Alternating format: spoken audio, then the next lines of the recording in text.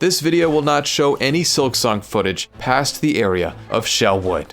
Few video games have drummed up as much anticipation and excitement as Hollow Knight Silksong. Team Cherry's small size and ambitious ideas have led to this game taking many years to create, but finally, the wait is over. It feels almost surreal, and yet the controller is in my hands and Hornet's jumping when I say jump. The fact of the matter is, Silksong is real and it's here. The question, when is Silksong coming out, can no longer be asked. Instead, the question now shifts to, was it worth the wait?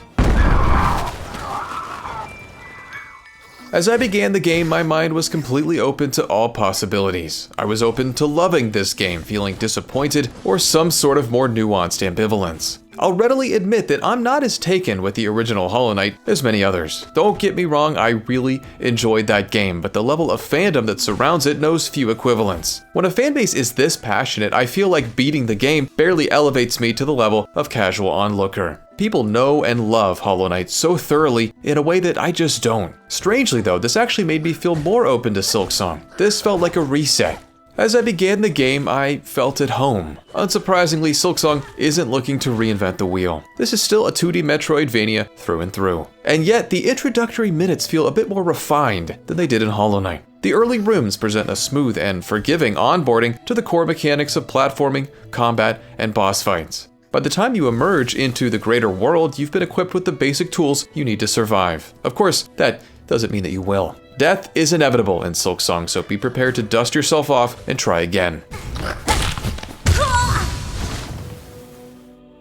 If you're familiar with how this genre functions, Silksong isn't going to subvert your expectations very much. The name of the Metroidvania game remains exploring around a non-linear space, slowly acquiring more offensive and exploratory tools to make the game feel more manageable and large, respectively. It's a format that's stood the test of time for decades because it works, and Silksong is no exception. There's something about the structure of a game like this that's just so uniquely satisfying. Obviously, you're provided with much more freedom than you'd find in a linear 2D platformer, but not so much that you feel like you're aimlessly roaming around an open world. Metroidvanias provide a wonderful middle ground with plenty of room to roam without losing that handcrafted feel. In a game as skillfully designed as this one, every corridor feels meticulously created. I always picture the world of a Metroidvania as an anthill with innumerable tunnels that connect back on themselves in inexplicable ways. Charting the maps of such a labyrinthine space is one of the purest joys of this medium.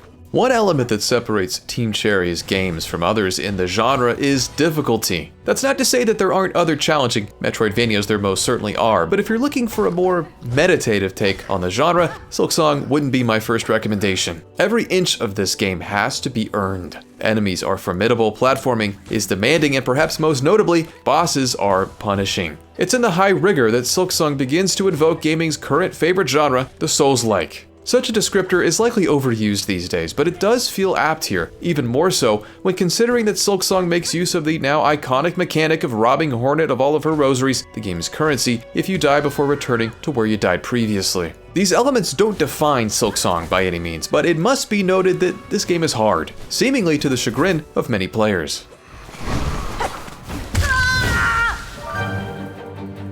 Thus far, the game appears to be racking up near universal acclaim, but if there's any point of criticism, it would appear to be tied to difficulty. Simply put, many players are finding the game to be too hard, bouncing off Silksong at some point during the first few bosses. Hearing such a sentiment would often scare me off from playing such an experience, but I was playing this one no matter what, and I'm so glad that I was able to dig in before hearing the frustrated rhetoric. For my money, the game is absolutely challenging, but not excessively so. Now, I cut my gaming teeth on 2D platformers, so I'm sure that works to my advantage here. I really don't want to obfuscate the rigor on display. Near constant vigilance is vital, as even rank-and-file enemies can drain your health quickly if you're not paying proper attention. So too can some of the platforming bring about pain, especially the many instances in which you're forced to pogo on small targets to progress. I suspect this navigational mechanic in particular is one likely to weed out a lot of players. Without question though, the most brutal of Silksong's moments come from the boss fights. This should perhaps come as no surprise, as boss fights are traditionally when a player's skills are most palpably put through their paces. Silksong, just like Hollow Knight, features a bunch of them, some of which are optional,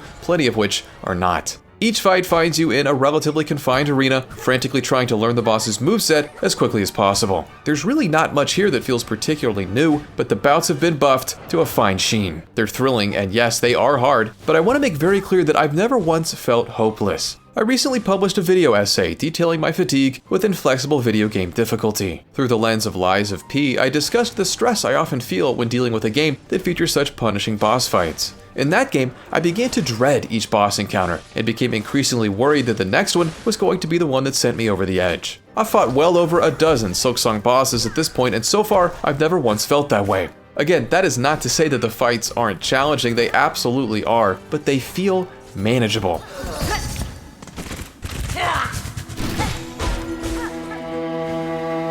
I've been reflecting a lot on why that is, why I feel so much more capable of taking on these battles than I did those of Lies of P, for example. I think one huge component is the 2D nature of Silksong. Removing that pesky third dimension establishes a simplicity that really enables you to focus on the fight. It's easier to study and grasp a boss's moveset. A game like Lies of P is also predicated to some degree on different builds that need to be adopted to better handle particular fights. Silksong does contain flexibility with regard to your offensive capabilities, but it always feels like you're entirely capable of effectively combating any boss regardless of your setup. Many viewers of that video essay assumed that I just don't like a challenging game, but that wasn't what I meant, and a game like Silksong is exactly the kind of challenge that I enjoy. It's a test of my skills, but I've yet to veer into the uncomfortable realm of despondence. Now, some people will feel that way, and I'd welcome more difficulty flexibility if Team Cherry ever feels compelled to explore that. Silksong's combat, which is both fluid and acrobatic, pervades the entirety of the game beyond the confines of the boss arenas. I've played quite a few Metroidvanias in my day, and Silksong has some of the most satisfying combat I've ever experienced in the genre. There are some projectile-based sub-weapons that can be acquired, but by and large, Hornet employs short-range melee strikes to fell her foes. Her attacks are quick and bolstered by a downward slash, enabling her to pogo on top of enemies if you can pull it off. This downward attack functions differently than it did in Hollow Knight, but it can eventually be customized to feel more familiar. These various attacks compose a simple moveset, but it never feels shallow. The rhythmic nature of slashes in conjunction with the pogo is incredibly engaging. The skill ceiling is high, but combat remains approachable. The feeling of taking out an enemy without ever landing on the ground never gets old. Of course, difficulty can exist more quietly. It's not always in your face, and the ways in which Silksong exemplifies this will not be for everyone. For example, the game refuses to give you a map by default. Each area map must be found and purchased, with that same currency that's lost upon death, mind you. The journey doesn't stop there though. You have to purchase a quill to actually chart on the maps where you've been. You've got to buy a compass to see where you are on the map at any given time, and even then, the compass takes up a tool slot that can be allocated to something else. These latter items are one-time purchases, but the ways in which navigation functions illustrates that nothing can be taken for granted. I found these implementations to be welcome ones, as I did in the original Hollow Knight. The relief of hearing the nearby singing of Chakra, the game's map seller, is a wonderful feeling. I felt like a true cartographer of these unfamiliar lands, slowly uncovering its deepest recesses. In another game, these mechanics might have bothered me, but they never did in Silksong. As you may expect, the world of Silksong hides plenty of optional treasures and tools. You can find mask shards to increase your maximum health, blueprints for new weapons, and all manner of other goodies. Unsurprisingly, though, these trinkets won't just be handed to you. They may be gated behind a kill room, a section of tricky platforming, or even an entire optional boss. Exploration in Silksong can be very rewarding, but so too can it land you in sticky situations. Beyond the tangible rewards, exploration is just intrinsically enjoyable thanks to Hornet's mobility. She starts out a little slow, but as her moveset expands, movement grows increasingly fluid and fun. Small details further engage, like the plethora of set dressing that can be destroyed as you run. For all of its mechanical wins, it's hard not to feel like Silksong is somewhat defined by the incredible world of Farloom. I found myself pretty taken with the environments of Hollow Knight, but this is another level. Each of the game's regions not only feel entirely distinct from one another, but equally showered in attention and care. Just seeing a new area title appear on the screen is a reward in and of itself. Despite the variety on display, the world feels entirely cohesive. Each space flows seamlessly into the next, often with transitional corridors that beautifully convey the shifts. Bells play a huge role in the game's aesthetic, with an early boss fight even taking place on a sea of them. It's hard to present sights that have yet to be seen in video games, but moments like these are when Silksong manages to do just that. The art itself is absolutely gorgeous and does much of the heavy lifting regarding the believability of the world. Hollow Knight was a beautiful looking game, but Silksong is a notable step up, to be expected given the length of the dev cycle. It's truly a sight for sore eyes and is punctuated once again by a fantastic orchestral soundtrack from Christopher Larkin.